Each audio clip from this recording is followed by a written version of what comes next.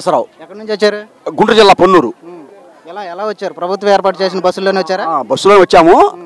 వాడు మాకు వాస్తవ డబ్బులు ఇవ్వలేదు. వాళ్ళు బస్సు ఏర్పడి బస్సులో వచ్చాను. నేను అడగలేదుగా డబ్బులు గురించి.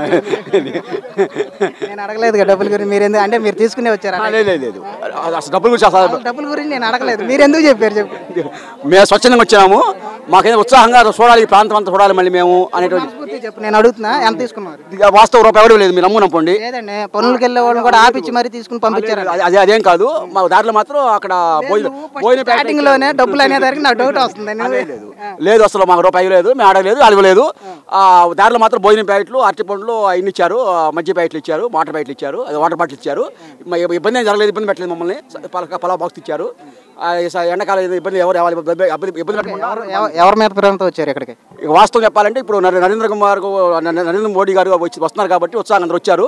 మరి ఆయనకు రావడం మనది కూడా గర్వకారణం మనకి. మరి ఆయన ఎంతో బిజీగా ఉన్నప్పుడు కూడా మరి ఆయన వీలు చూసుకుని వచ్చారంటే మరి మన రాష్ట్రమే శ్రద్ధకి ప్రేమ చెప్పుకోవాలి.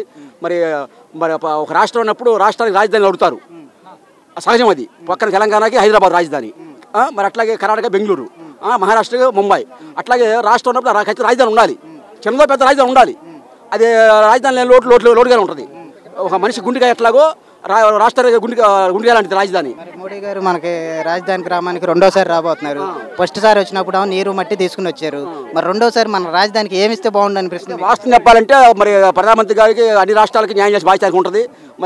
మరి ఇప్పుడు ఉన్న పరిస్థితుల్లో ఆయన సాధ్యం వరకు మరి వీళ్ళ విజ్ఞప్తి మేరకు మరి సానుకూలంగానే స్పందించి నిధులు సమకూర్చారని అనుకుంటున్నాను నేను. అన్ని రాష్ట్రాలను అభివృద్ధి చేసే ఉంటది, ఆయనకు ఉంటది. కానీ మాది విడిపోయిన రాష్ట్రం కదా, వెనకబడిన రాష్ట్రం కదా, మనకి ఏమి ఇస్తే బాగుండు అంటే కొంత మీడియా ప్రచారమే కానీ నాకు చూస్తున్న పేపర్లో అవకాశం వరకు కూడా వాళ్ళు పై వాళ్ళతో మాట్లాడి మన నాయకులు సాధ్యం వరకు నిధులు తెస్తున్నారని అనుకుంటున్నాను నేను.